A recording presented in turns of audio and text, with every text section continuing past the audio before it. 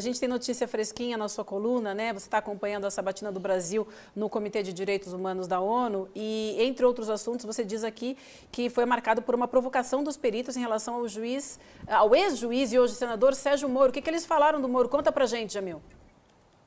É muito curioso, porque a gente às vezes acha, né, Vivian, que esse assunto é doméstico, que esse assunto não sai do Brasil, que esse é um assunto nacional. E aí, de repente, e é por isso que eu justamente publiquei essa matéria, mas também que queria trazer aqui para a gente compartilhar com a nossa audiência, que esse é um assunto, sim, que choca o mundo. Qual é o assunto? O das portas giratórias. Foi assim que os peritos da ONU colocaram esse assunto hoje. Vamos só entender.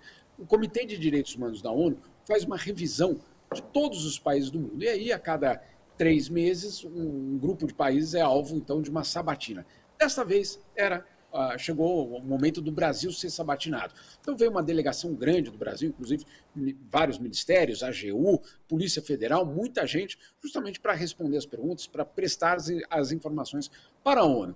E no meio da sabatina, um dos peritos, que na verdade é um dos principais peritos, que lida basicamente com essa questão, falou: olha, eu queria falar sobre o combate à corrupção no Brasil.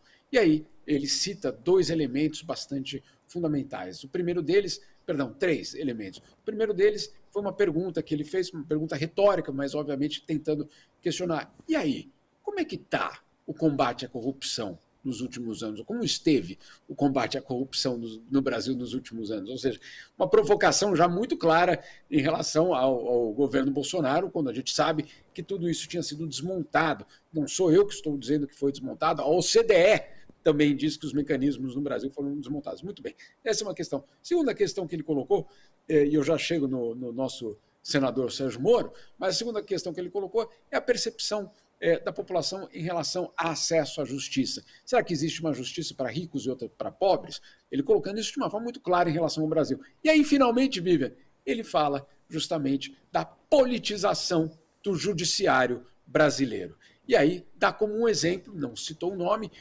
falou: olha, recentemente teve um juiz que virou político, que foi para o executivo.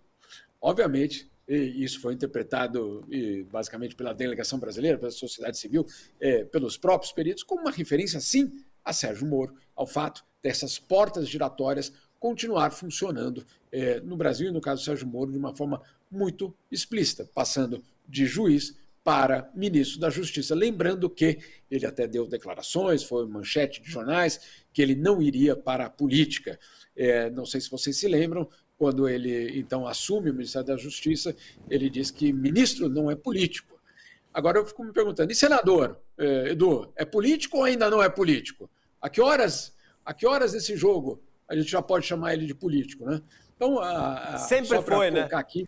Sempre foi, né? Exato, mas é exatamente esse o ponto dos peritos do comitê, dizendo justamente isso. E aí eles colocam uma frase muito forte, dizendo que procuradores e juízes no Brasil não mantêm uma distância adequada da política. E aí uma referência direta à Lava Jato. Então, pessoal, tá aí. Não é só um debate nacional, isso tem repercussão internacional. E quando tem essa repercussão internacional, os peritos, e vamos só lembrando, são juristas, são pessoas obviamente capacitadas, que fazem essa pergunta. E aí? Vocês vão fazer o que com isso agora? A história, olha, Jamil, é incrível, né? Mas a história do Brasil dos últimos anos, o absurdo da história do Brasil nos últimos anos, pode ser resumido em poucos segundos da seguinte maneira.